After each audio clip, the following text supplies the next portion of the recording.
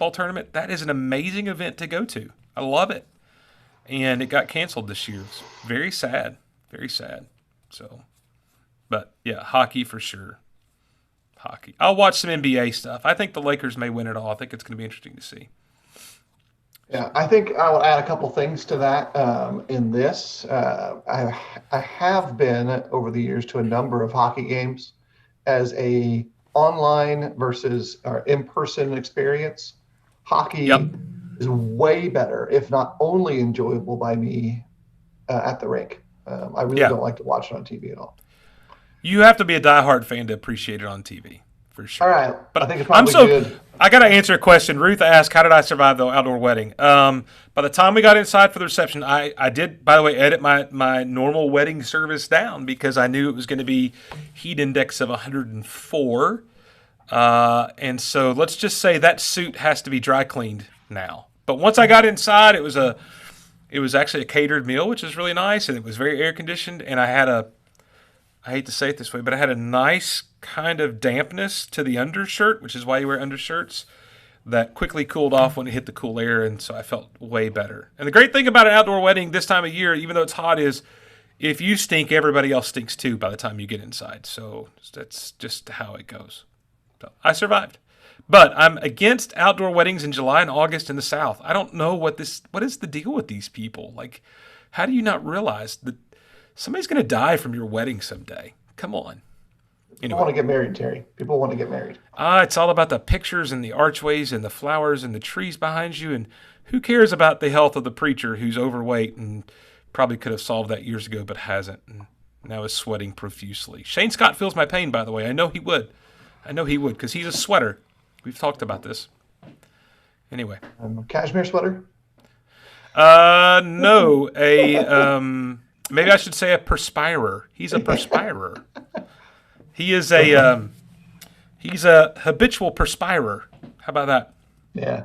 All right, so let's get to the heart of the matter. Terry and I have a little different subject. It is not exclusively for evangelists, preachers, ministers, teachers, although I will suggest that we're probably going to include some things that would be unique to that environment. Um, our big what about, which if you haven't noticed over the couple of years of us doing this thing at this point, we start most of our broadcasts with a question. And we've got this one. What about your online presence or your personal social media or anything in that same basket? I think it's an important consideration to think through three different aspects of it, but make some very specific applications that all of us need to be aware of. It's not just about, and I'll say this to begin with from my perspective, being swift to hear and slow to post, which is a Although great, that is important. uh, which is a great reminder for all of us, no matter who we are. But I'm going to put it this way: doing a little bit of research, something to consider. Apple, as a corporation, I think their social media accounts have around 5 million followers, their primary account. Steve Jobs, like 20 million followers. Go down the list. Amazon, Alphabet, you go down into other major entities, sometimes even local governments, state governments, federal governments. The leading voice of an economic, academic, or social industry on a regular basis can have a larger following than the entity itself, even if the person in that role may leave that business, academic entity, social group, or a congregation and go somewhere else. That means in the social dynamic, the online dynamic, it's very possible that people are more likely to listen to that person to form opinions about the group, business, or whatever, than the actual page itself that represents the business, the school, the church. Um, and that would apply for all of us, particularly those who preach. I think that's pretty common, but most definitely in the sphere of consideration for the public realm, public service. Way more people follow President Trump's Twitter page than any of the combined total of governmental pages underneath his particular area of responsibility in our government. Sure. So, knowing that that's the case, we then have to think through how do we engage in that public sphere. I think one of the things that happens for me when I think through this is that we kind of have two different broken looks at it. Part of our perspective is, well, I've got to manage what I say. I've got to be careful with what I speak. But right now, what I wanted to begin with is the other end of the coin. What we present online may be telling us things about ourselves that we ignore or are uncomfortable about. Like if we hired a third party to come in and objectively analyze who we were, I don't think a lot of times we would like what they see, even after we've managed our speech in a public context. Terry? Yeah, so, you were talking about numbers and following. I don't know how many people follow you because you hide that on your page, but I know it's a lot more than the church you work with, which only has like 600 people. Chelsea Church Christ page has 1,000 followers, and I have over 2,200. So one of the things to keep in mind is that and even the Do the Work page that we use for a lot of these discussions pales in comparison, even with both of our big groups put together, doesn't equal what we have personally. So that's one of the things you got to keep in mind is that your personal footprint is generally bigger than any group footprint that you're going to have. And what that means is you have tremendous influence in this area. And so I think that's the thing to kind of touch on. And I don't know about you, but let me say this. I have not always done this well, what we're talking about today. I have moments of very poor judgment if you were to go back and scour my timeline. I have had moments of being a meme sharer, and that is not a good thing. So let me get that confession out of the way. In fact, I was telling you earlier, at the beginning of this COVID stuff, I was far more opinionated and vocal on social media than I am now. And part of that is I just realized, it's not doing any good. One of the things you learn quickly about social media and politics, that pretty much nothing gets solved there except for a lot of hard feelings. That's the only thing that occurs. So personally, I backed off on a lot of stuff. And if you see me share something, it's because I really, really, really think it's well done. The only thing I've done the last 2 weeks is a David French article you and I talked about earlier that was really well written, shared it on Sunday, about faith and politics and how that impacts and conspiracy theories. And if you've not seen that, probably should read that. But outside of that, my page is Our Zoom Studies, posts about my kids, a few very enticing posts of food I cook on my smoker, which is something that I like to share with folks because it's something that excites me and excites you too. You're just like your page has a lot of taco references. Yeah, a lot of taco memes, apparently. Yeah. But so on my personal page, one of the things that I've not done is I've tried to back off of the controversial stuff and try to make it more of I try to post things that bring us together rather than divide us. Now, where this gets interesting is when I had poor judgment, that caused me problems professionally. Because my personal page, I let my passions, my emotions get the best of me. And let me say about things that I still think I was right about. I think that's one of the things that we have a hard time with this. Just because I'm right doesn't mean I'm not wrong about something. So from that standpoint, I think one of the things to think about your personal page is it's a reflection of you, but it ultimately becomes a reflection of your brand. And my brand right now is tied to the Chelsea Church Christ. And my brand is a part of their brand. The brand of Philip Martin, which is a very broad brand, by the way, and has been a changing brand over the years. Phil used to post about guns and shooting more than tacos. The brand has changed. But that brand is tied to the East Side Church in Sharpsburg, Georgia. I mean, you can't separate those two. And people are far more likely to follow me than they are to follow the church page. Just how it is. Yeah. So from a personal standpoint, this is something you got to think about.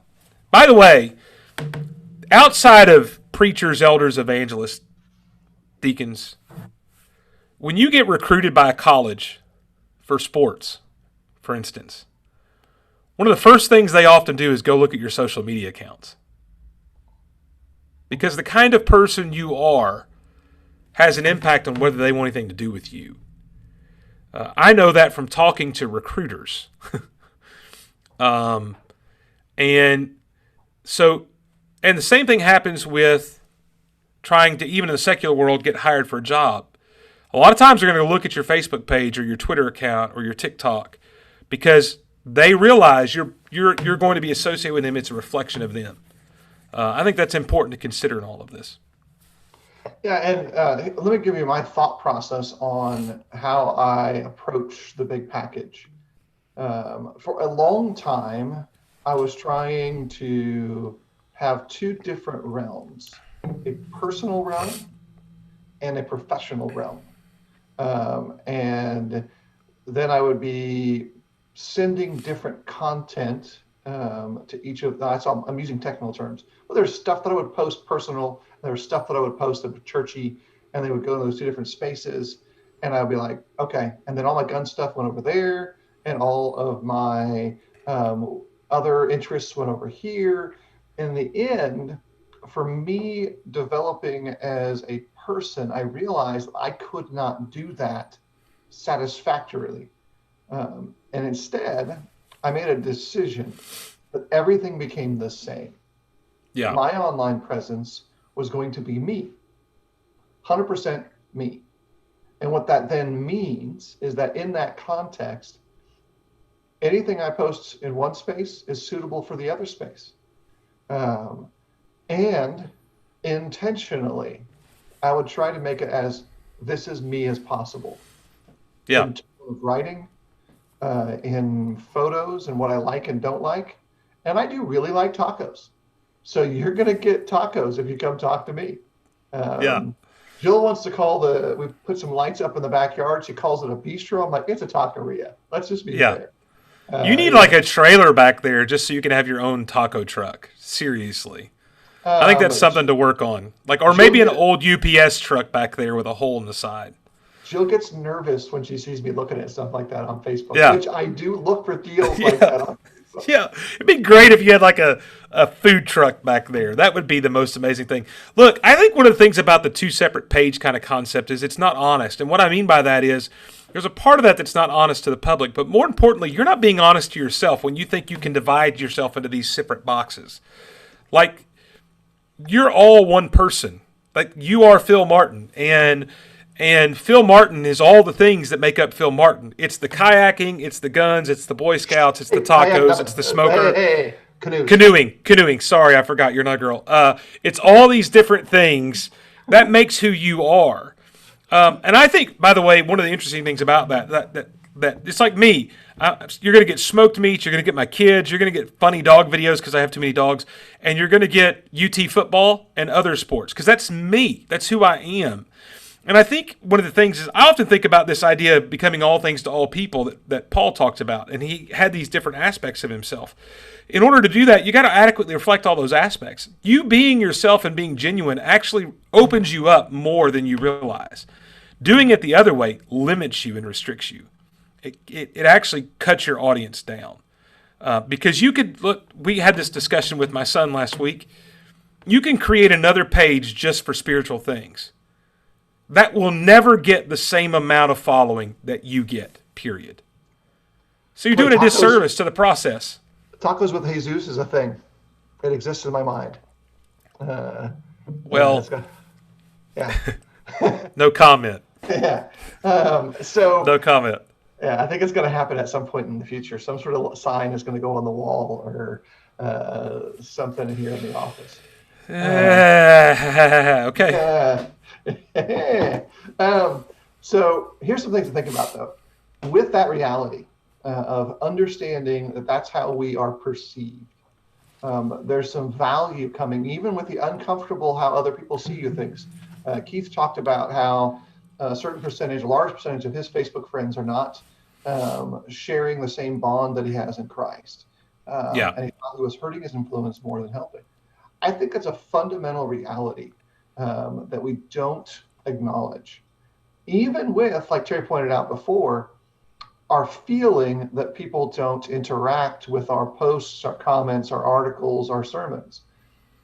We can't value how powerful the seed is. Our responsibility spiritually, primarily as evangelists, is to sow the seeds of encouragement, the seeds of transformation, the seeds of the gospel, etc., and let God do his part. Um, Finding a healthy and an encouraging balance between those two things is really valuable because Terry and I are comfortable talking about marketing brand stuff. The brand being you is something you first have to identify and clarify and know who you are.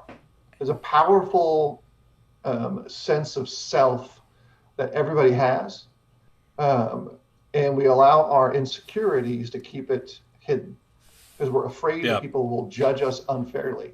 Let me tell you, they're going to judge you unfairly anyway.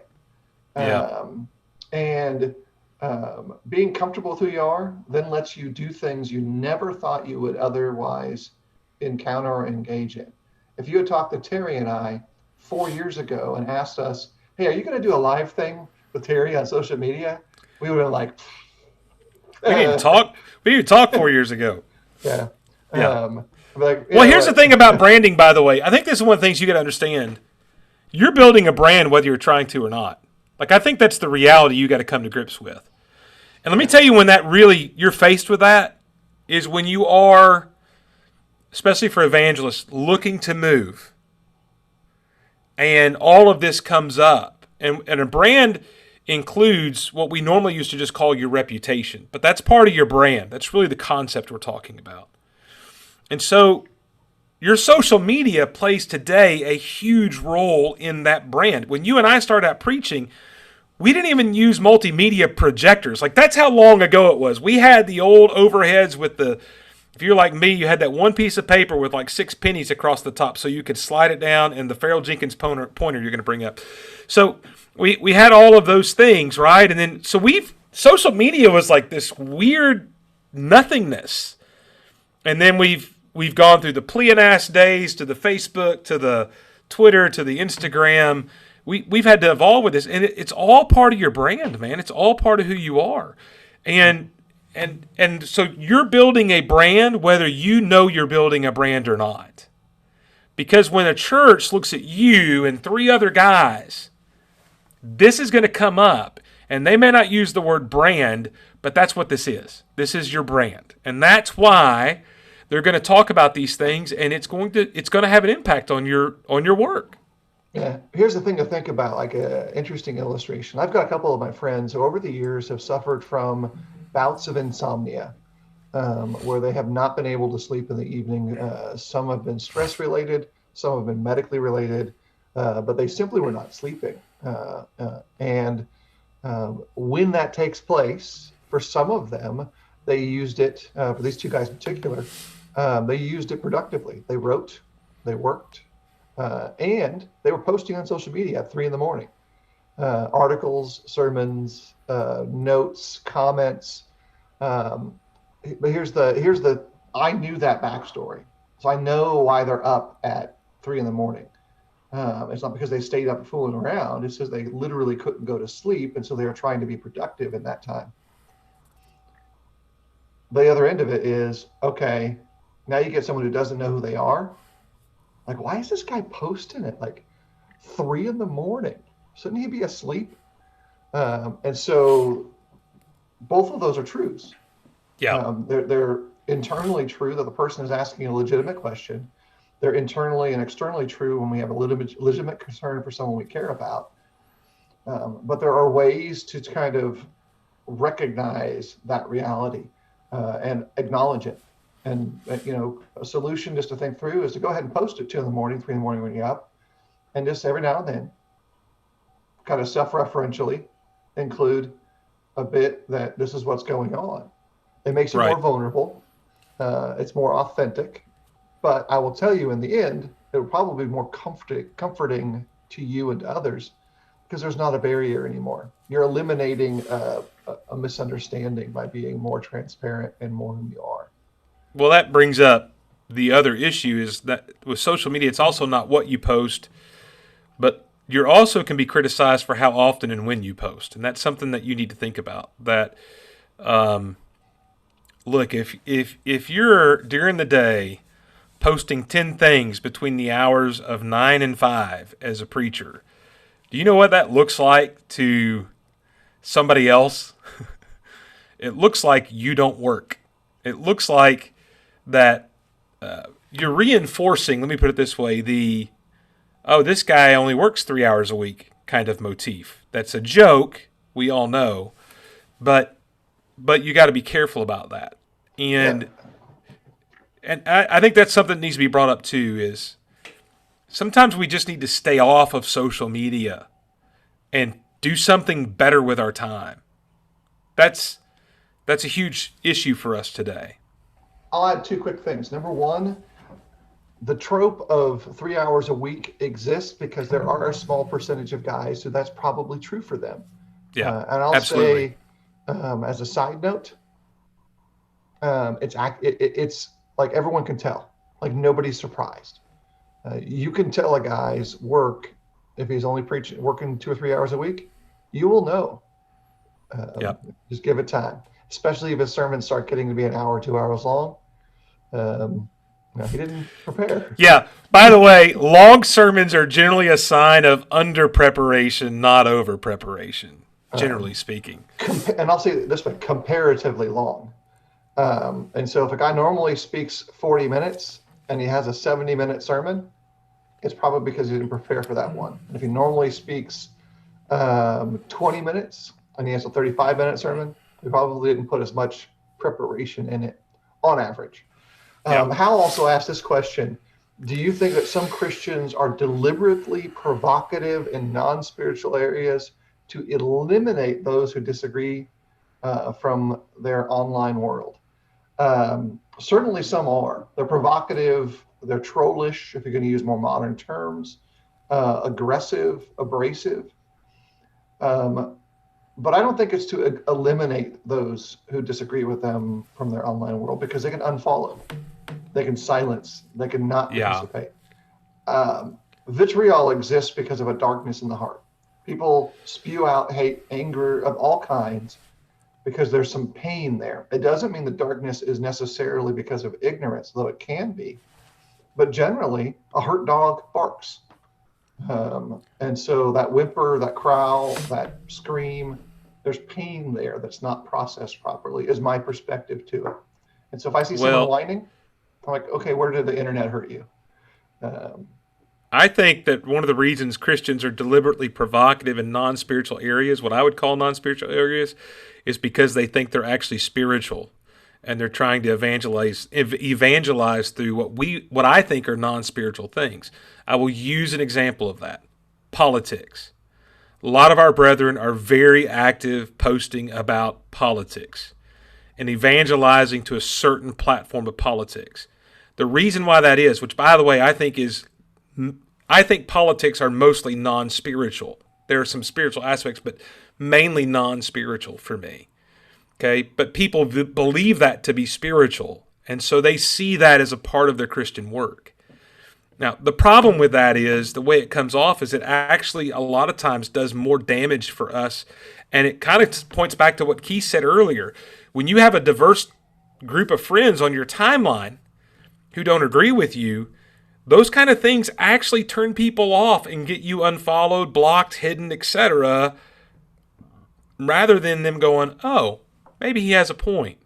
I mean, one of the things that I've noticed from social media about that, by the way, people post non-provocative things, period, because they think they're going to win the debate. What I've noticed is, generally speaking, nobody changes their mind on Facebook. Those discussions just end up being us screaming at each other through our keyboards and telling each other how foolish we think they are. I wish it was as noble as them trying to filter themselves from the world. I don't think that's it at all. Yeah, I think I would probably extend it in a couple little areas.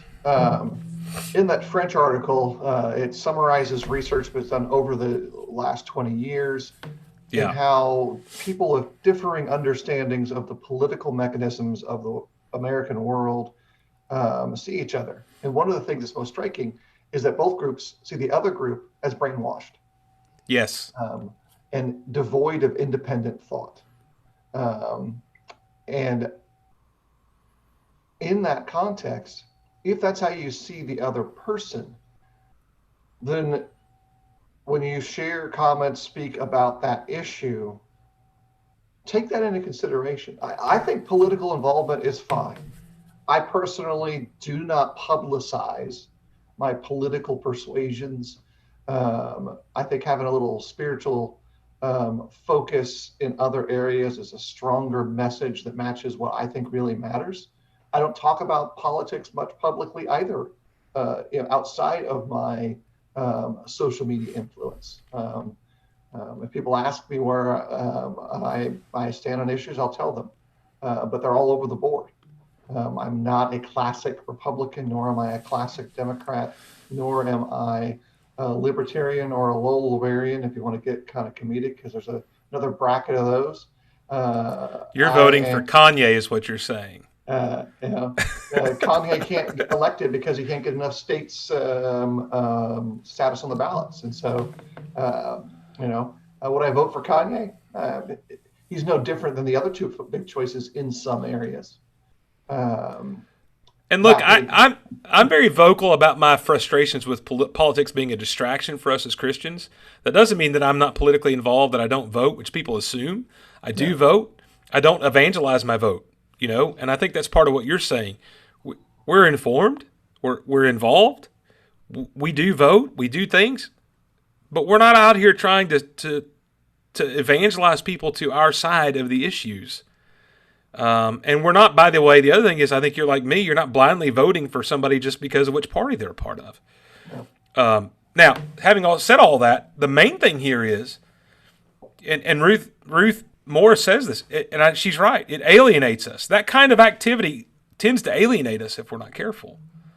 And that's really the issue here, I think, for us. Yeah, I want to be able to look at the Pharisees, the Sadducees, and et cetera in my life. And sometimes that's been me and may still be me, and be able to be like the first century church in Acts chapter 2 and worship together. Because there were Pharisees and Sadducees in the first century church, Acts chapter 2. Pharisees and Sadducees were as equally political as they were spiritual dynamics. And knowing that reality exists today, these are my brethren who I share a bond with in Christ. And so I want to be conscientious of that relationship and speak in a way that builds us towards heaven and gets all of us, regardless of our persuasions as to what we think the right thing to do would be, on the same page. Typically when folks ask me about political stuff, I look at them and I say, I can guarantee you will not be happy with any of my answers without talking to them. Guarantee it.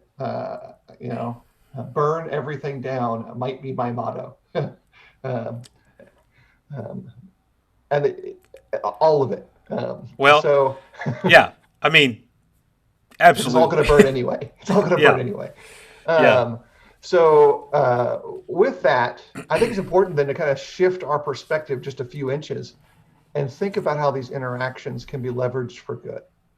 As much as we've been kind of broadly cautionary with the first admonition, swift to hear, slow to post, is to be cautionary in this sense. You want to be genuine and authentic in whom you are.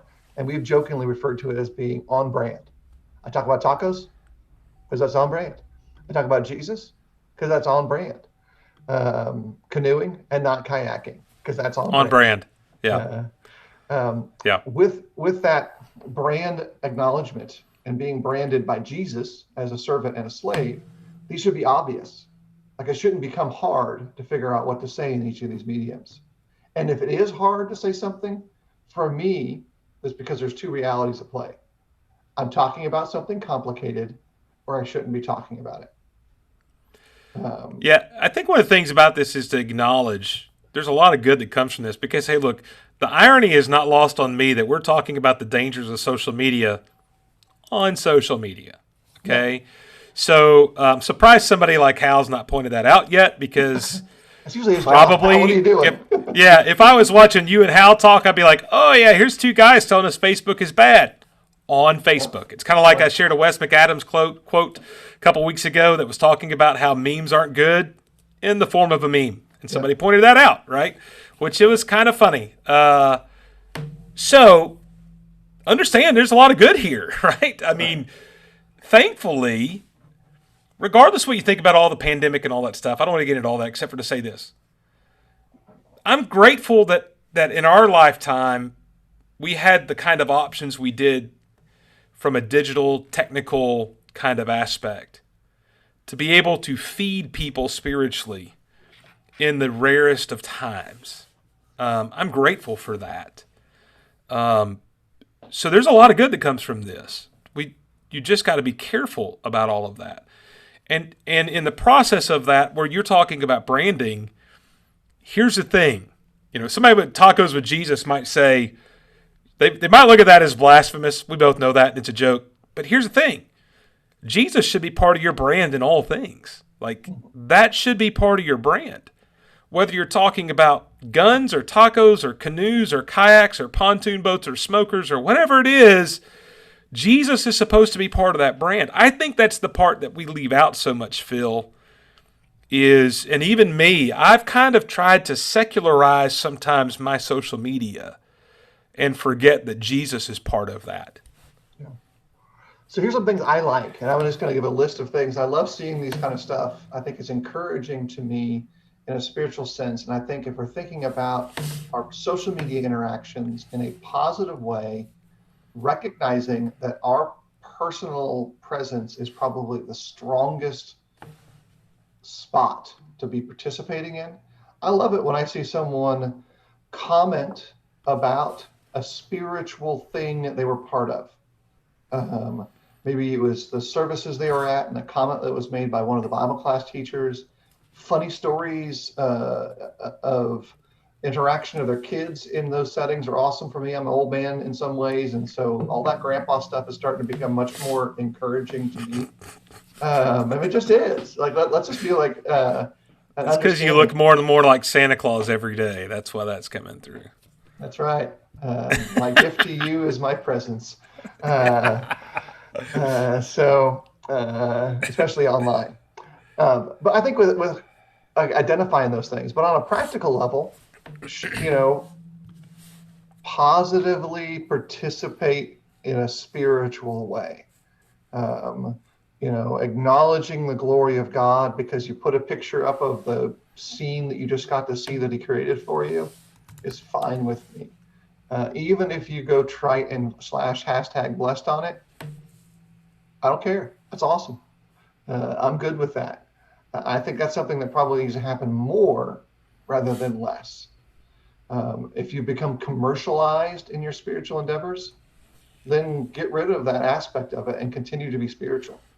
If you become politicized in your spiritual endeavors, okay, get rid of the politicization and talk about real issues, real ways to help real people who are really in front of you and need you.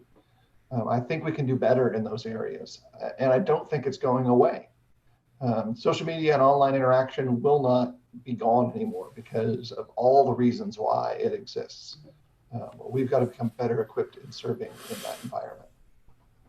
Yeah, I love seeing people share things that their congregation are doing. I think we've talked about that earlier this month. I love seeing that you're actually involved actively in trying to share and promote the local work among your community, even through your social media. And I don't think that's done enough. I love the stories of fellowship. Like I love seeing posts of people that are spending time together, maybe when they visit, or maybe it's just a reflection of a memory. That's so encouraging to see those kind of things. Like the older you get, the more you like the kid post, right? You like all the kid stuff, and that's just because we're getting to be soft in our old age and nostalgic. But I really like the spiritual. Like I said, you said, I mean, look, I love when people post a picture of the rainbow and they actually tie it to the story of Noah in their post. I love those kind of things.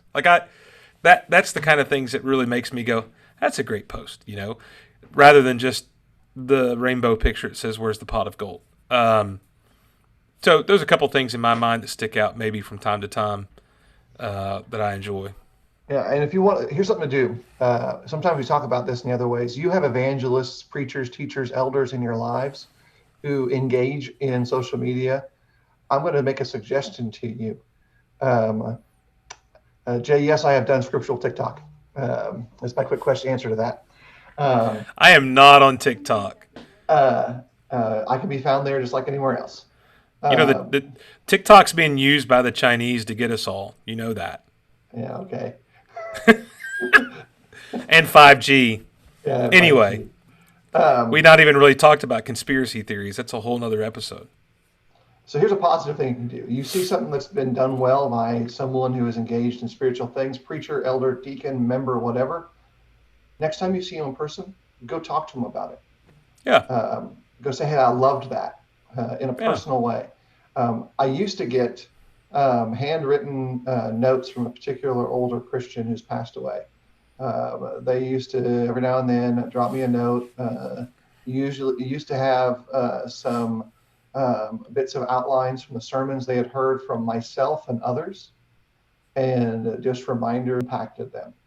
I'll tell you that those personal handwritten notes, as a result of public work that I did, which included some social media stuff, is still one of the most encouraging individual relationships I've had.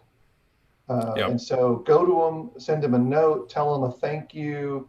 Even if it's something that was silly, talk about it in person, because the social environment that exists on the media worlds should drive someone to a better personal relationship if it works in the fullest sense. And so there's some open doors to encouraging folks in that way. Any last thoughts, Terry? I think we kind of covered a couple of things that we talked about as a more general thing, to realize that, look, at least for me, I'll let Terry close out. He closed the whole show for us today. I'll take the first seat of the round robin. Remember that your brand reaches across all the areas of your life. That's because who you are should be the same in all the areas of your life. And if you look at yourself and you're not happy with what you see in one spot, it's probably the same way in all the other spots. And you can change today. Maybe your change needs to be drastic. You need to cut off that hand and get rid of social media. For some of us, that's probably the right choice. Maybe the hand needs to be cleaning the inside so that it's as clean as the outside, because the tomb of who you are is broken. Maybe that's what needs to happen. Maybe it's something else. Terry?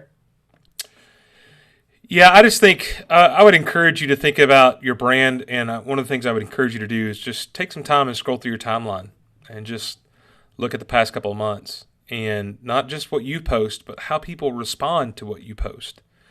And if your posts are stirring up controversy and causing people to kind of fight and bicker, you may want to rethink your brand, because that's actually a reflection of you. And at the end of the day, the other thing I'll tell you is just to watch the amount of time. From time to time, what I will do is I will take Facebook off of my phone specifically, because that's what gets me is the downtime. My phone's in my hand or in my pocket, and I end up scrolling through, and I end up getting sucked in. And 30 minutes later, you're sitting there when you could be doing something more productive. A lot of times, if you'll just take it off your phone for a while, it will help you to kind of keep things in check and in balance just a little bit better. And so just think about ways you can do things like that kind of help you balance all of this. We live in a weird time that's just really prime for distraction and even destruction. And Satan's going to use you and I as a tool for that if we're not careful. And social media is really effective at that. And so just be very careful about what you do online. And one of the things that I think is important is we often think about God blessing us, but the psalmist talks about us blessing God on several occasions. And that's something that we do, and it's kind of the idea of Romans 12, that your life is a living sacrifice. And part of that is your social media account. And so I would just, as we close up today, consider that. When you look at your social media account, does it look like a sacrifice offered to the Lord? Or does it look like somewhere that's really focused on you with little thought about how that reflects on the Lord? Is it blessing God, or is it failing in that area? And I would encourage you to do that. So we encourage you as we close up. Thanks for joining us. We hope today you'll bless God, and we hope that God will bless you. Thanks for being with us.